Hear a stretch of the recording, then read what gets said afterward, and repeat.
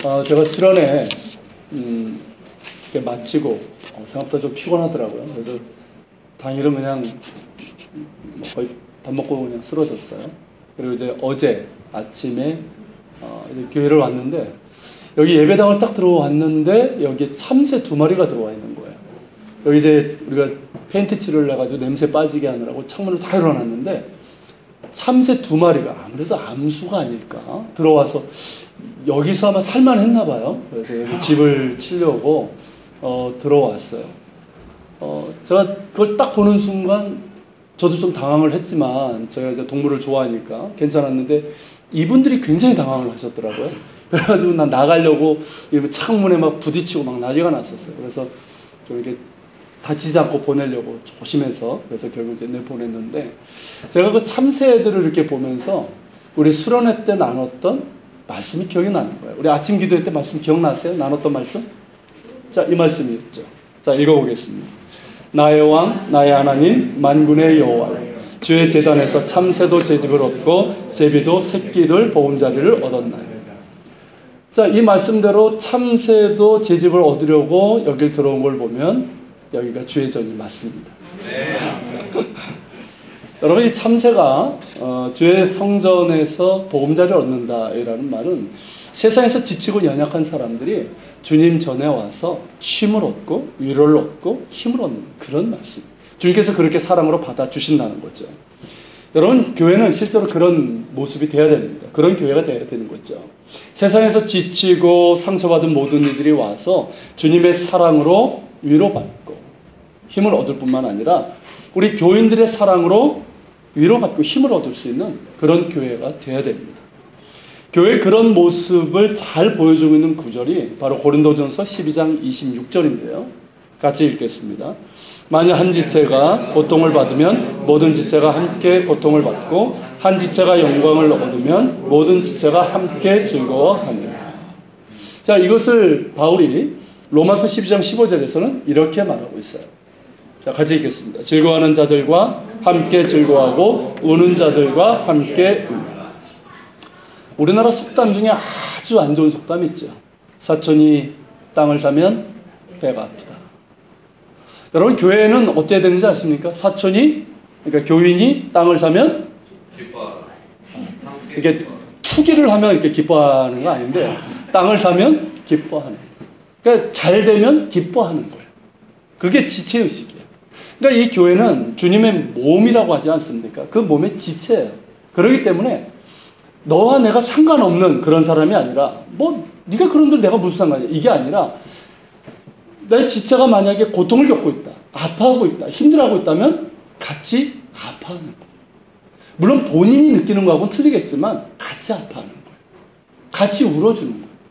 반면에 그 사람이 정말 좋은 일이 생겼어요. 잘 되고 있어요. 그러면 어떨까요? 아유, 쟤는 저 사람은 잘 되는데 왜 나는 안 되나? 이게 아니라 같이 기뻐하는 거예요. 축복해 주는 거예요. 이게 지체의식이에요. 여러분, 그렇게 함께 즐거워하고 함께 우는 그런 교회가 돼야 됩니다. 이게 바로 공동체성이라고 하는 거예요. 우리가 지난 전교회 수련회 때 말씀으로도 나눴던 게 이거 아닙니까? 그리고 다음날 우리가 이제 같이 그 생각들을 나눴는데 그때 얘기했던 것도 이 공동체성이에요. 아름답고 견고한 공동체를 세워가자는 것이죠. 여러분, 사실 영적 성숙도는 다른 데 있지 않습니다. 공동체성과 관련이 있어요. 즉 뭐냐 하면, 자, 우리가 신앙으로 영적으로 성숙했다라는 것을 가장 분명하게 보여주는 게 뭐냐면 남을 배려하고 공동체를 세울 줄 아는 여기에 있다는 거예요. 자, 자신만을 생각하고 자신을 우선시했던 사람이 이제 어떻게 됐어요? 다른 사람들을 배려할 줄 아는 거예요. 주의 사랑으로. 그러면서 섬기며 사랑하면서 공동체를 세워나가는 것, 이것이 바로 영적 성장의 성숙의 증거라고 할 수 있는 것이죠. 그렇기 때문에 우리 예한교회가 건강하고 아름다운 공동체를 이루기 위해서는 우리 각자가 영적으로 성숙해야 됩니다. 성숙해져야 돼요.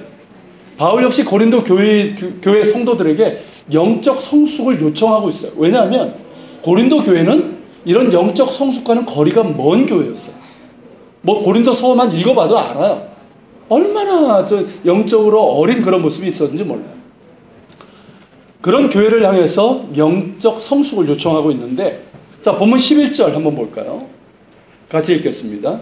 내가 어렸을 때는 말하는 것이 어린아이와 같고 깨닫는 것이 어린아이와 같고 생각하는 것이 어린아이와 같다가 장성한 사람이 되어서는 어린아이의 일을 버렸노라. 자, 바울이 여기서 어린아이의 모습을 말하고 있죠. 자, 이것은 우리 모두에게도 해당이 됩니다. 우리 역시 어린아이였을 때가 있잖아요. 여러분, 우리가 어렸을 때 어땠습니까? 말하는 것이 어린아이 같고 깨닫는 것이 어린아이 같고 생각하는 것이 어린아이 같았단 말이죠. 그러면 어린아이 같다는 게 뭐냐면 어린아이들이 가장 많이 쓰는 말을 보면 알 수가 있어요. 자, 애들이 제일 많이 쓰는 말이 뭘까요? 어린아이들이. 내가, 이 말이에요. 내가. 맞죠? 내가 할 거야. 이건 내 거야. 뭐 그런 말 안 들어보셨어요? 다 우리가 그런 말 하고 자랐어요. 이건 내 거야. 그리고 또 하나 뭡니까? 줘. 이거 줘. 이거 사줘. 이거 해줘. 이 줘라는 말을 굉장히 많이 해요. 그리고 또 어떨까요? 싫어. 미워. 그래서 굉장히 이 말을 많이 해요. 조금만 그러면 싫어. 미워. 그리고 뭐 잘못하면 어떻습니까? 내가 안 했어요. 얘가 했어요. 그렇죠? 이게 애들이 주로 많이 쓰는 말이에요. 이렇게 어린아이들이 말하는 것을 보면 지극히 자기중심적이고 감정적입니다. 얼마나 감정에 충실한지 몰라요. 깨닫는 것도 쉽지 않아요. 잘 모르죠. 혼나고 나서도 잘 바꾸지 않을 때가 많아요. 여러분, 애들이 의외로 고집이 셉니다. 그렇기 때문에 그 자식을 사랑하면 매를 아끼지 말라라고 그렇게 말하고 있는 것이죠. 생각하는 것도 어리죠. 이 어린아이들은요, 항상 뭔지 아십니까? 눈앞에 보이는 게 우선이에요. 그 다음은 생각이 없어요. 항상 눈앞에 있는 것. 그러니까 자기중심적인 사고를 할 수밖에 없죠. 그러니까 다른 사람에 대한 배려를 할 수가 없는 거예요. 그리고 혼자 노는 걸 더 잘해요. 여러분, 실제로 유치원이나 어린이집을 가면요, 조금 고학년 말고 진짜 어린애들 이렇게 보세요. 이렇게 막 노는데 어떻게 노는지 아세요? 다 따로 놀아. 다 자기 거 가지고 자기 막 이렇게 놀아요. 그러다가 옆에 있는 애가 갖고 노는 장난감이 좋아 보이면 갑자기 그게 뭐가 돼요? 내 거가 되는 거야. 이거 내 거 하고 뺏어가. 그럼 얘는 어때요? 막 그러면서 내 거 하면서 울고 막 싸우고 이런단 말이지. 이렇게 같이 노는 거는 조금 잘하면서 애들이 배우는 거예요. 여러분, 영적으로도 마찬가지입니다.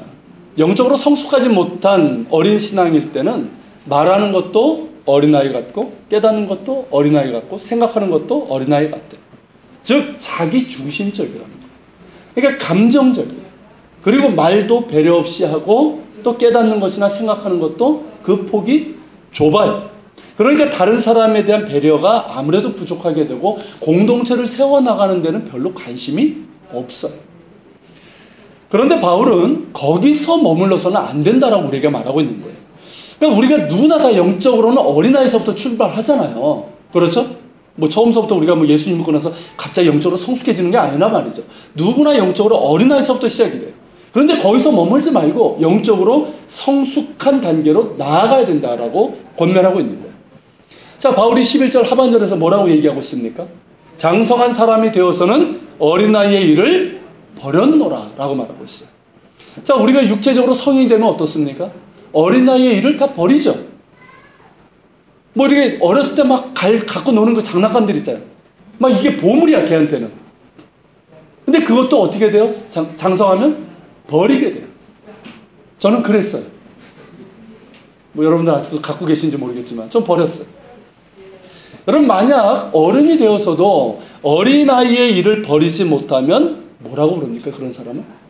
자, 몸은 어른이 됐는데 아직 생각하는 거나 뭐 이런 건 다 어린아이 수준이에요. 그걸 뭐라고 불러요? 성인 아이라고 부르죠. 성인 아이라고 불러요. 요즘 부모님들의 그 과잉보호로 인해서 성인 아이들이 참 많아요. 몸은 다 컸는데 여전히 생각하는 거나 행동하는 거는 어린 아이들이 참 많아요. 이건 정상적인 모습은 아니죠. 여러분, 영적으로도 마찬가지입니다. 영적으로 성장했다고 한다면 어린아이의 일을 버려야 되는 거예요. 그러니까 나 중심의 신앙, 이기적인 신앙, 다른 사람의 배려 없이 말하고 행동하던 습관들, 그리고 공동체를 세우는 일에는 무관심하게 생각하면서 행동했던 그런 것들을 좀 버려나가야 된다는 거예요. 영적으로 성숙한 모습으로 이제 다른 사람들과의 관계도 성숙한 관계를 맺어가고 그러면서 공동체를 세워나가야 된다는 거예요. 그런데 이러한 영적인 성숙은 그냥 이루어지는 것이 아닙니다. 그렇죠? 뭐 교회 다니면 이루어질까요, 이게? 교회 오래 다니면 될까요? 그렇지 않아요. 여러분 직분을 맡는다고 되는 것도 아니고요. 봉사한다고 되는 것도 아니에요.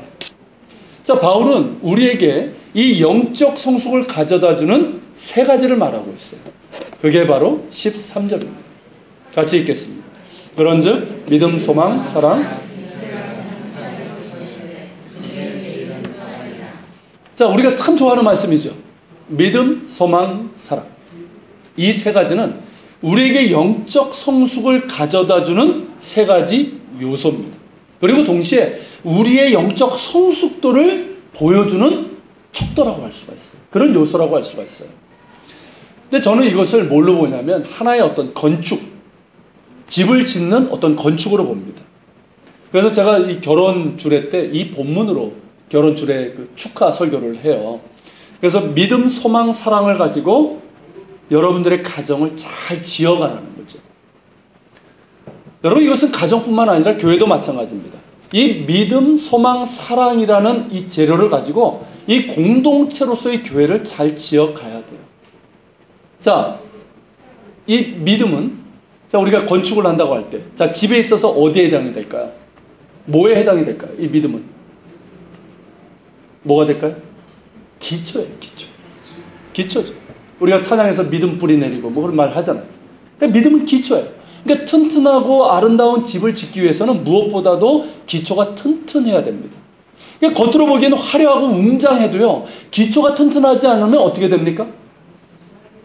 산풍백화처럼 무너질 수 있는 거예요. 기초가 견고해야지만 집을 튼튼하게 지을 수가 있습니다. 가정도 그렇고 교회도 튼튼하고 아름다운 집을 지으려면 믿음의 기초가 튼튼해야 됩니다. 근데 여러분 이 믿음은 누구에 대한 믿음일까요? 자, 가정이라고 했으면 누구에 대한 믿음일까요? 남편에 대한 믿음? 나 당신 믿어? 뭐 이런 거예요? 뭘까요? 이 믿음은 하나님께 대한 믿음이에요. 남편과 아내에 대한 믿음이 아니에요. 하나님께 대한 믿음이에요. 그러니까 부부가 하나님께 대한 믿음의 기초가 튼튼하고 그 뿌리가 깊을수록 그 가정은 튼튼하고 행복한 가정이 될 수 있는 거예요. 여러분 믿음이 뭔지 아십니까? 부부간에 뭐 우리 공동체도 마찬가지고요. 자, 믿음이 같다. 같이 믿음이 성장한다. 이 말은 뭐냐면 같은 생각, 같은 가치관을 갖고 있다 이 뜻이에요. 그리고 같은 방향으로 보고 있다는 뜻이에요. 그래서 믿음이 중요한 거예요. 여러분 부부의 비극이 뭔지 아십니까? 같이 살고 있는데 다른 생각, 다른 가치관, 다른 방향을 보는 것에서부터 시작이 되는 거예요. 이게 부부의 비극의 시작이에요. 여러분 행복한 가정을 만드는 첫 번째는 같은 믿음을 가지고 믿음의 뿌리를 깊게 내리는 겁니다. 그러기 위해서는 부부는 무엇보다도 하나님과의 관계에 집중해야 돼요. 디모데전서 2장 8절에 보면 이런 말씀이 있어요. 같이 읽겠습니다. 그러므로 각처에서 남자들이 분노와 다툼이 없이 거룩한 손을 들어 기도하기를 원합니다. 자, 이처럼 남자들이 이런 모습이 돼야 돼요. 거룩한 손을 들고 각처에서 기도하는 사람이 돼야 됩니다. 적어도 하나님 앞에서 무릎을 꿇고 기도하는 남편이라면 그 가정은 되는 가정이에요. 믿으십니까? 자, 남자의 손이 있어요. 자, 그 손을 허랑방탕한데 쓰지 않는 거예요. 허랑방탕한데 그 손을 부정한 거 주고받는 데 쓰지 않는 거예요. 그 손을 아내와 자녀들을 때리는 데 쓰지 않는 거예요.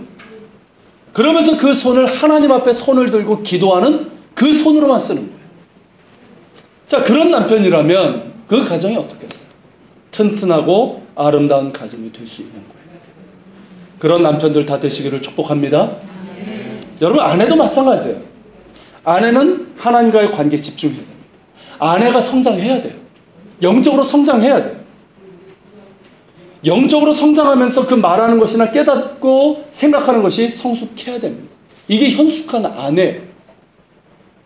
여러분 결혼을 하고 나면 자동적으로 그렇게 되는 것 같아요. 아내와 어머니에게 요구하는 게 있어요. 항상 뭘 해달라는 거예요. 밥 줘, 뭐 해줘. 그렇지 않나요? 그런데 이 아내가, 어머니가 성장하지 못하면 어떻게 되냐면 거꾸로 달라고 그래요. 해달라고 그래요. 그런 가정이 굉장히 힘들어집니다. 아내가 영적으로 성숙해지면, 그래서 정말 결실한 포도나무 같은 그런 사람이 되면 넉넉히 가족들을 섬길 수가 있어요. 그러면서 가정은 안락하고 평안한 그런 가정이 될 수 있는 거예요. 여러분, 그런 아내들 다 되시기를 축복합니다. 네. 여러분들의 가정의 기초가 믿음으로 튼튼하고 아름답게 세워지기를 축복합니다. 네. 그리고 우리 예안교회도 믿음의 기초가 튼튼하게 세워지고 그 뿌리가 깊게 내리기를 소망합니다. 감사하게도 우리에게는 교회 주인이신 주님을 향한 겸손한 신뢰가 있어요. 교회 주인은 오직 주님이십니다. 주님께서 친히 이끄시고 세워 가십니다. 그렇기 때문에 우리는 주님을 신뢰하면서 겸손히 감사하면서 순종하는 것밖에 없는 것이죠. 우리 교회 이 영상, 이 음향, 다 헌물을 한 우리 사장 집사가 그런 얘기를 하더라고요. 저하고는 이제 대학 동문이자 동생 같은 친구고 우리 부부를 소개해 준 사람이에요. 그래서 아주 당당하게 양복 한 벌을 달라고 요구했던 친구인데, 그 친구가 여기 한번 공사 전에 왔었는데 그러더라고요. 정말 목사님이네요. 이게 뭐냐면, 처음에는 제가 이제 아무것도 없는데 개척한다고 그러니까 정말 무모하다고 생각을 했대요. 그러니까 아무래도 사업을 하니까 비즈니스적인 측면에서 보면 무모하죠. 근데 저를 보니까, 얘기하는 걸 보니까 말린다고 될 일도 아니에요, 보니까. 그런데 3개월 만에 제가 예배당 계약했으니까 와서 이 음향 좀 섬겨줘 그랬거든요. 그러니까 깜짝 놀란 거예요. 그러면서 아내랑 얘기하면서 한 말이, 아, 정말 목사님이구나, 그 얘기를 했다는 거예요. 근데 여러분, 제가 목사라서 그럴 수 있었던 것이 아니라 주님께서 비전도 주셨고 평안도 주셨고 무엇보다 주님을 겸손히 신뢰할 수 있는 믿음을 주셨기 때문입니다. 주님께서 그러셔서 나를 믿으라, 내가 행할 것이다, 뛰어내리라. 이스라엘에서도 그랬거든요. 뛰어내리라, 내가 받아줄 것이고 내가 함께 할 것이다. 이 말씀을 주셨어요. 그리고 실제로 그렇게 이루어 가셨습니다. 저는 저뿐만 아니라 우리 모든 교우들이 주님을 향한 겸손한 신뢰로 나아가기를 바랍니다. 교회의 주인이신 주님을 향한 겸손한 신뢰가 더 깊어지길 바라고 더 견고해지기를 바랍니다. 어느 누구도, 저도 마찬가지고 어느 누구도 마찬가지예요. 자신의 주인됨을 주장하지 않고 끝까지 겸손히 주님만 신뢰하면서 다만 감사하고 순종하면서 나아갈 수 있는 우리 모두가 될 수 있기를 바랍니다. 우리가 정말 믿음이 성장했는지를 알 수 있는 두 가지가 있어요. 이게 뭐냐면 겸손과 순종입니다. 이 두 가지 보면 믿음이 성장하고 있는지를 알 수가 있는 거예요. 여러분, 하나님을 믿으면 겸손해집니다. 하나님이 어떤 분이신지를 알면 겸손해집니다. 하나님의 거룩하심을 체험하면 겸손해져요. 하나님의 사랑을 알고 나면 아무런 할 말이 없어져요. 겸손해져요. 그렇기 때문에 겸손은 믿음의 열매입니다. 그리고 순종이에요. 여러분, 믿음을 히브리어 원어로 뭐라고 그러냐면 에무나라고 그래요. 에무나. 이게 뭐하고 같은 어원을 갖고 있냐면 아멘이라는 말과 같은 어원을 갖고 있어요. 사운드가 비슷하게 들리나요? 아멘, 에무나. 여러분, 아멘이 무슨 뜻이에요? 아멘? 네, 그렇게 되기를 원합니다, 이 뜻이란 말이죠.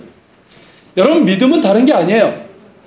하나님께서 말씀하신 것, 명령하신 것이 그렇게 되기를 원합니다 하는 것이고, 그렇게 되기 원하기 때문에 순종하는 거예요. 그래서 믿음은, 성경에서 믿음은 말씀을 듣는 것이고 곧 순종이에요. 믿음과 순종은 동일한 말이에요. 여러분, 우리 모두에게 믿음의 성장과 진보가 있기를 소망합니다. 하나님께 대한 믿음이 깊어지고 견고해지고 또 교회 주인이신 주님께 대한 겸손한 신뢰가 깊어지기를 소망합니다. 하나님을 믿기 때문에 겸손히 순종하는 가운데 우리 가운데 임하사 행하시는 하나님의 역사를 볼 수 있는 우리가 되기를 소망합니다. 자, 이게 믿음이 그 집의 기초예요. 자, 기초를 튼튼하게 세웠다고 그러면 그 위에 뭘 세워야 될까요? 그 다음에 기둥이죠. 기둥과 벽을 잘 세워야 되는 거예요. 자, 그렇다면 여러분 기둥과 벽에 해당되는 게 뭘까요? 바로 소망이에요. 이 믿음의 기초 위에 소망이라는 기둥과 벽을 잘 세워야 됩니다. 그래야지만 견고하고 아름다운 집을 지을 수가 있는 거예요. 자, 그렇다면 이 소망은 어떤 소망일까요? 자, 가정을 먼저 생각하면 남편에 대한 소망, 아내에 대한 기대, 이런 어떤 장밋빛 환상일까요? 뭐 요즘 이제 뭐 신혼부부가 그런지 모르겠지만 예전엔 그랬어요. 결혼하기 전에는 어땠어요? 내 신랑은 백마탄 왕자. 그리고 나의 신부는 나에게 모든 것을 잘해주고 나를 막 이렇게 막 성공하게 해줄 평강공주. 뭐 그렇게 이제 생각을 한단 말이죠. 그런 기대를 가져. 근데 막상 결혼식을 하고 신혼여행을 딱 가면 어떻습니까?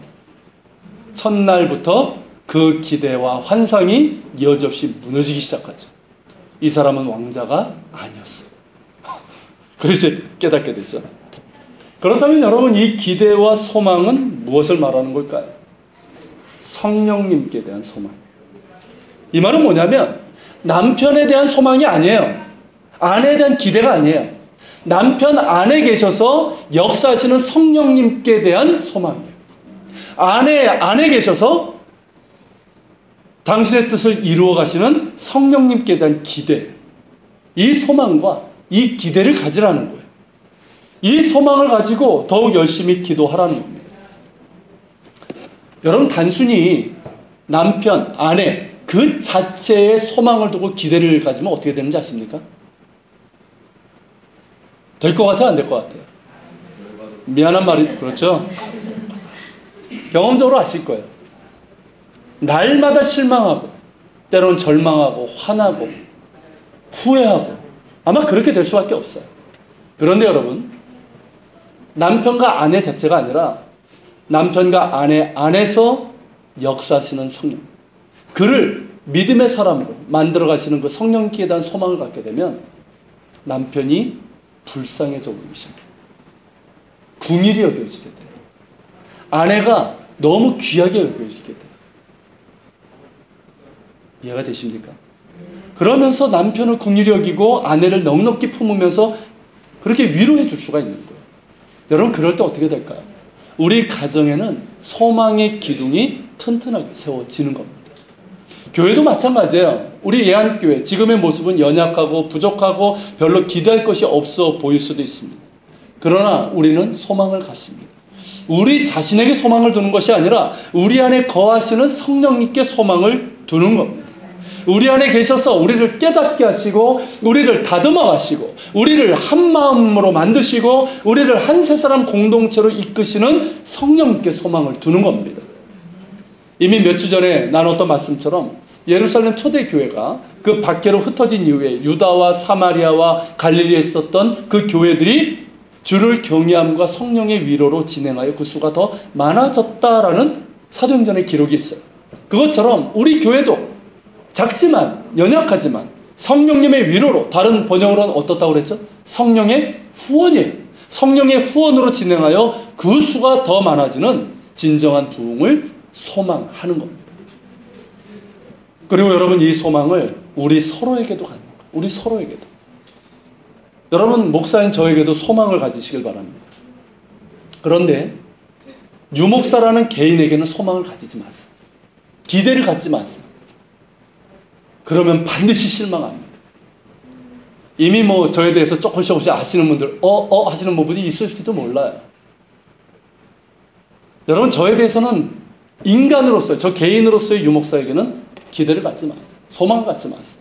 그러나 제 안에서 역사하시는, 저 안에 계셔서 역사하시는 성령님께 대해서는 소망을 가지십시오. 그 소망을 가지고 기도해 주세요. 그 소망을 가지고 제가 때로는 실수하고 부족하고 모자랄 때에도 넉넉히 용납해 주시고 품어주시고 격려해 주시고 위로해 주시기를 바랍니다. 저 역시 여러분 자신이 아니라 여러분 안에 계셔서 역사하시는 성령님께 소망을 줄 겁니다. 여러분 개인에게 소망 안 가져요. 기대 안 해요. 그러나 여러분 안에서 역사하시는 성령님께 소망을 둘 것입니다. 그 소망을 가지고 여러분들을 위해서 기도할 거예요. 그리고 여러분들 그 소망을 가지고 여러분 한 분 한 분을 사랑하며 섬길 겁니다. 여러분 각자도 서로에게 이 소망을 가지고 대하십시오.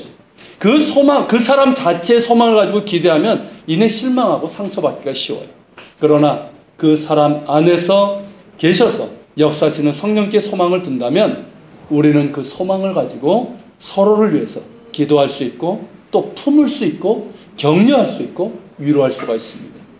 그러면서 우리 예안교회 기둥과 벽이 튼튼하고 아름답게 세워지는 겁니다. 자, 이제 믿음의 기초도 세웠고요. 자, 이제 소망의 기둥도 세웠습니다. 이제 뭐가 남았죠? 이거 안 하면 집이 안 돼요. 지붕이죠. 지붕을 잘 덮어야 돼요. 여러분, 이 지붕에 해당되는 게 뭡니까? 사랑이에요. 이 사랑의 지붕을 잘 덮어야 됩니다. 여러분, 사랑은 지붕과 같아요. 여러분, 지붕은 어떻습니까? 집을 덮어주죠.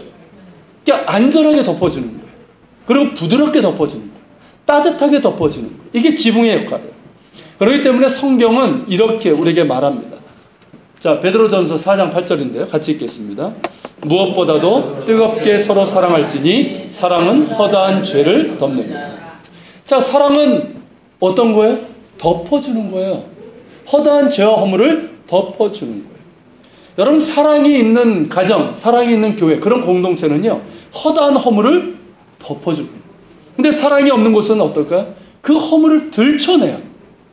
사랑이 있는 공동체에서는 자신의 허물, 자신의 연약함과 상처를 드러낼 수가 있습니다. 왜냐하면 그 허물을 들춰내도, 본인이 드러내도 그 허물을 덮어줄 수 있는 사랑이 있기 때문에 그래요. 근데 사랑이 없는 곳에서는 어떨까요? 다른 사람의 허물을 들춰내고 더 상처를 주기 때문에 결코 자기 안에 있는 말을 할 수가 없는 거예요. 그러니까 뭐 처음에야 간단하게 자기 일상적인 얘기를 하지만 어느 정도 시간이 지나도 깊은 얘기를 할 수가 없는 거예요. 여러분, 교회는 이 사랑의 지붕을 잘 덮어야 됩니다. 가정도 마찬가지. 자신의 허물을 드러낼 수 있는 공동체, 그리고 그 허물을 사랑으로 덮어줄 수 있고 품어줄 수 있는 그런 공동체가 돼야 됩니다. 그런데 이런 사랑은 우리의 것이 아니에요.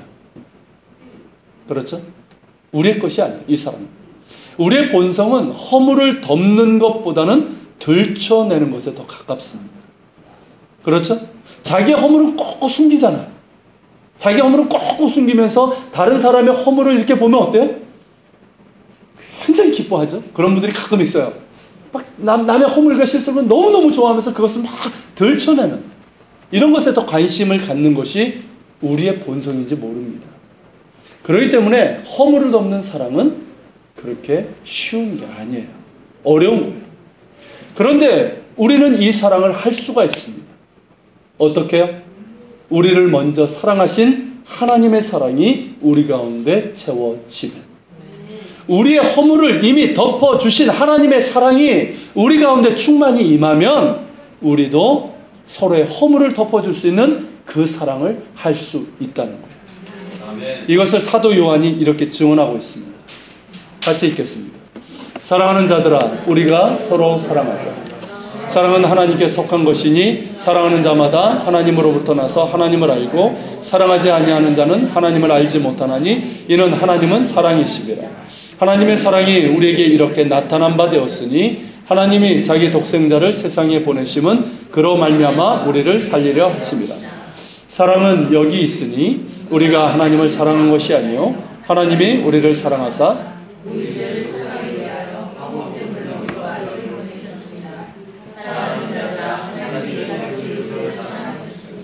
우리도 서로 사랑하는 것이 마땅하도다. 어느 때다 하나님을 본 사람이 없으되 만일 우리가 서로 사랑하면 하나님이 우리 안에 거하시고 그의 사랑이 우리 안에 온전히 이루어지느니라. 자, 여기 7절에 보면 뭐라고 말씀하고 있습니까? 사랑은 누구에게 속한 것? 하나님께 속한 것. 쉽게 말하면 허물을 덮어주는 사랑은 우리의 것이 아니라는 거예요. 하나님의 것이에요. 그건. 그렇기 때문에 우리 자신으로는 못해요. 여러분, 이 죄와 허물을 덮어주는 사랑이 하나님께 속한 것인데 이 사랑을 우리에게 보여주신 게 뭡니까? 바로 예수 그리스도의 십자가예요. 자, 예수 그리스도의 십자가는 뭡니까? 우리의 죄와 허물을 덮어주신 거예요. 그분의 보혈로, 하나님의 본체이신 예수 그리스도의 그 보혈로 우리의 죄와 허물을 다 덮어주신 거예요. 믿으십니까, 여러분? 그리고 우리는 그 사랑을 받은 자들이에요. 그 사랑. 그렇기 때문에 우리가 서로 사랑하는 것이 마땅하다라고 그렇게 말하고 있는 겁니다. 그 사랑을 받았기 때문에. 사실 여러분, 허물을 덮는 사랑은 우리의 본성과 한계를 뛰어넘는 사랑이에요. 그래서 쉽지 않은 거예요. 그러나 불가능한 것도 아니고요. 이 사랑이 있기 때문에 공동체가 아름다울 수 있는 거예요. 여러분, 우리가 이 사랑을 하기 위해서 성경은 두 가지를 우리에게 말씀하고 있습니다. 첫째가 뭐냐면 주님 사랑 안에 거하라. 이 말은 뭐냐면 우리가 그 사랑을 받았다면 날마다 주님과의 친밀한 관계 가운데 있으라는 거예요. 한 번 받았던 은혜 가지고 살지 말고 우리 순환회 때 말씀드렸던 것처럼 날마다 새로운 은혜를 경험해야 되는 거예요. 요만큼 알았던 하나님의 사랑이 아니라 하나님의 사랑, 더 큰 하나님의 사랑을 알아가야 되는 거예요. 그 사랑의 깊이와 넓이와 크기와 그 높이가 어떠한지를 알아가야 되는 거예요. 날마다. 그렇게 채워져야 돼요. 그렇게 하나님의 사랑이 은혜가 채워지면 어떨까요? 우리 힘으로, 본성으로는 안 되지만 그 사랑에 힘입어 우리가 허물을 덮어주는 사랑을 할 수 있게 되는 거예요. 이게 첫 번째. 그리고 두 번째는 뭔지 아십니까?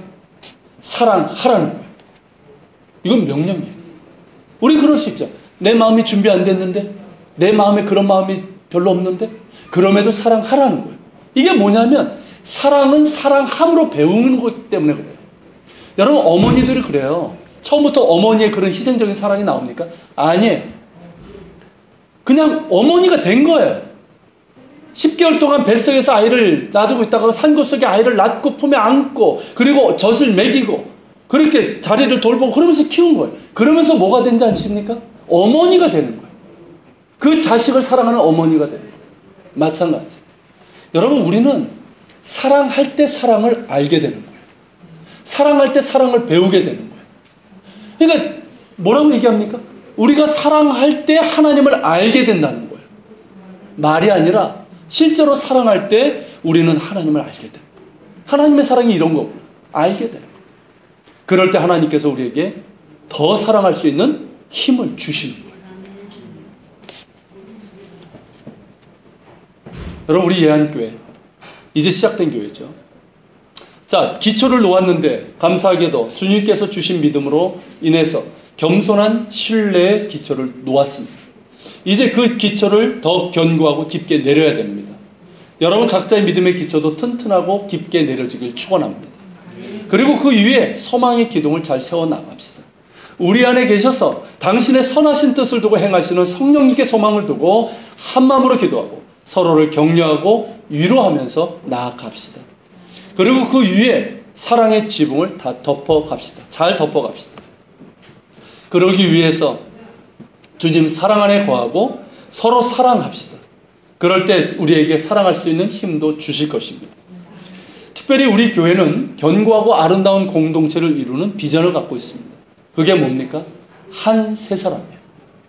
이 한 세 사람은 정말 아름답고 견고한 공동체 비전, 이것을 우리에게 주셨습니다. 그렇기 때문에 더욱 사랑으로 행하는 것이 우리 가운데 필요합니다. 그렇기 때문에 우리는 고린도 교회를 향한 바울의 마지막 권면에 귀를 기울일 필요가 있는 거예요. 자, 이 부분이에요. 같이 읽겠습니다. 너희 모든 일을 사랑으로 행하라. 자, 이것이 고린도 교회에 보내는 사도 바울의 마지막 권면이자 결론이에요. 모든 일을 사랑으로 행하라는 겁니다. 여러분, 우리가 꼭 기억해야 될 것이에요. 여러분, 이 사랑이 없으면 어떻게 되는지 아십니까? 일은 해요. 일은 하는데 어떻게 될까요? 나중엔 다툼과 시기로 하게 돼 있어요. 사랑이 없어지면. 그리고 자기 주장, 자기 과시로 하게 될 수도 있는 거예요. 이렇게 돼서는 안 되는 겁니다. 그렇기 때문에 모든 일을 무엇으로? 사랑으로 하는 거예요. 사랑. 모든 일. 여러분, 성 아우구스티누스, 우리가 보통 어거스틴이라고 보통 얘기하죠. 그 사람이 이런 말을 냈어요. 본질적인 것에 일치를, 비본질적인 것에는 관용을, 그리고 모든 것에 사랑을. 이 말을 했어요. 이 말이 참 우리 한국교회, 지금의 한국교회에 너무나도 필요한 말이라고 생각되는데, 자, 본질적인 것에 대해서는 하나가 되어야 됩니다. 맞죠? 그리고 비본질적인 것은 관용을 베풀어야 되는 거예요. 그러면서 모든 일을 사랑으로 해야 돼요. 그런데 여러분 지금 한국교회 지금 어떻습니까? 한국교회 지금 문제가 뭔지 아세요? 본질은 놓쳤어요. 본질은 등한시하면서 비본질적인 것을 붙잡고 그거 가지고 서로 싸우고 분열하고 상처 주고, 그래서 교회가 지금 이 모양이 되고 있는 거예요. 여러분, 교회는요, 무슨 일이 있어도 본질적인 것은 놓치지 말아야 되지. 그리고 본질적인 것은 하나가 돼야 돼. 그리고 비본질적인 것은 그냥 넉넉하게 품어주는 관용이 있어야 됩니다. 쉽게 말하면 이런 거예요. 제가 이스라엘 가기 전에 섬겼던 교회에서 제가 청년들을 지도했었는데, 그러니까 청년 예배가 그 3부 예배로 따로 있었어요. 본당에서. 근데 일부 장로님들이 이 청년들이 이렇게 막 예배 드리는 걸 굉장히 못마땅했어요. 그러니까 거기 예배당이 좋게 한 700~800명 앉을 수 있는 자리인데 한 150명 앉아 있거든요. 그러니까 야, 너희 딴 데 그냥 소예배실 교육관 그런 데 가서 예배 드리라는 거예요. 근데 우리는 꿋꿋하게 예배를 드렸거든요. 그리고 일부 장로님은 그러는 거예요. 청년들이 오는데, 그때만 해도 청년들이 이렇게 머리에 염색하는 게 유행할 때였어요. 갑자기 이렇게 막 브릿지 이렇게 막 듣고, 서태지 영향인지 모르겠지만 아무튼 뭐 노랗게 염색하고, 심지어 제가 파랗게 염색하고 온 애도 왔어요. 근데 그런 애들을 보면서 몇몇 장로님들이 굉장히 못마땅한 거예요. 아, 저것들 머리가 노랗고 막 이런 게 영 거슬리는 거예요. 그래서 한 분은 그래요, 저한테. 아니, 이게 예배입니까? 저한테 그러는 거예요. 제가 청년들을 지도했으니까. 아, 예배랍시고 하는 게 이게 피아노를 치고 이렇게 점잖게 해야지, 막 전자기타 차차차 치고 막 드럼 두둥 치고 이러고 있는데 이게 캬바레지, 이게 예배입니까? 이러는 거예요. 그래서 제가 저는 캬바레를 가보지 못해서 잘 모르는데 장로님들 캬바레 많이 가보셨나 보네요. 이 말을 하려다가 참았어요. 하면 안 될 것 같아서. 여러분, 청년들은요, 그렇게 해야지 예배 드리는 거예요. 청년들의 언어가 있어요. 그 언어를 이해를 해야 돼요. 10대 애들은 더해요. 여러분, 청년들이 노랗게 염색하는 것, 그 당시, 지금은 좀 덜하겠지만, 청년들이 노랗게 머리를 염색하는 것이 것하고 어른들이 나이가 들어서 머리를 검게 염색하는 게 똑같은 거예요, 사실은. 둘 다 멋있게 보이려고 하는 거예요. 맞죠? 똑같은 거예요. 그리고 여러분, 이런 것들은 뭡니까? 비본질적인 것들이에요. 본질은 뭐예요? 예배예요. 그렇게 해서라도 청년들이 교회에 와야 돼요. 그 머리 염색한 애들이 만약에 야, 머리 너 노랗게 했으니까 오지 마 그러면 걔네들은 교회 진짜 안 와요. 그 세상으로 가는 거예요. 머리 염색했지만 파랗게 염색하고 무지개색으로 염색을 해도 교회에 오는 게 본질이에요. 아무리 그냥 뭐 잠자는 복장으로 막 이렇게 왔어도요, 점잖지 못해도 거기 예배에 있고 말씀의 자리에 있는 게 본질이에요. 그리고 걔네들이 말씀에 들어가고 은혜가 들어가면 점점 머리 색깔이 빠져요. 샌노란 색깔이 점점 빠져요. 갈색으로 바뀌어요. 옷도 조금씩 바뀌고. 여러분, 결론은 이거예요. 여러분, 교회는 본질적인 것은 굳건히 잡되 비본질적인 것은 넉넉한 마음으로 관용하는 태도가 필요해요. 그리고 사랑으로 모든 일을 하는 거예요. 여러분, 교회는 세상에서 숨이 턱턱 막힌 사람들이 와서 숨이 좀 놓여야 돼요. 근데 교회까지 와서 숨이 턱턱 막히면 어떡합니까? 그런 교회가 돼서는 안 되죠. 여러분, 우리 공동체를 위해서 더욱더 모든 일에 사랑으로 할 수 있기를 바랍니다. 그렇게 할 때 우리 예한교회를 믿음의 기초 위에, 사랑의 기둥 위에, 또 소망의 기둥 위에, 그리고 사랑의 지붕을 잘 덮은 견고하고 아름다운 공동체로 세워지게 될 것입니다. 이처럼 견고하고 아름다운 공동체를 세우는 일에 우리 모두가 함께 할 수 있기를 소망하며 축원합니다. 네. 우리 찬양하고 기도하는 시간을 갖겠습니다. 자, 우리 옆에 있는 분들을 좀 사랑의 눈빛으로 좀 보십시오. 우리 지체이고 또 함께하는 우리 주님의 몸입니다. 우리 서로 한번 축복하면서 이 찬양 드리고 기도하는 시간을 갖겠습니다.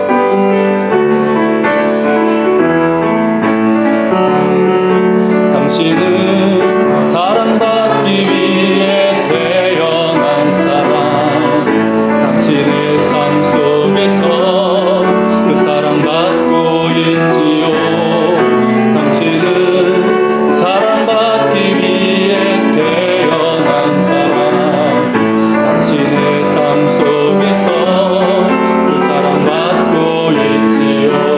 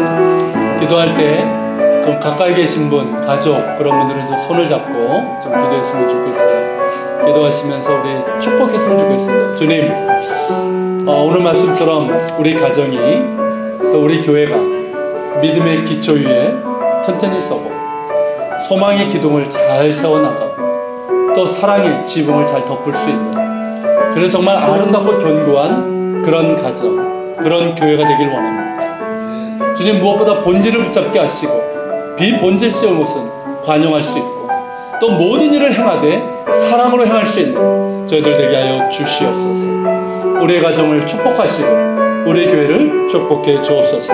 우리 같이 같은 마음으로 같이 기도하며 나아갑니다.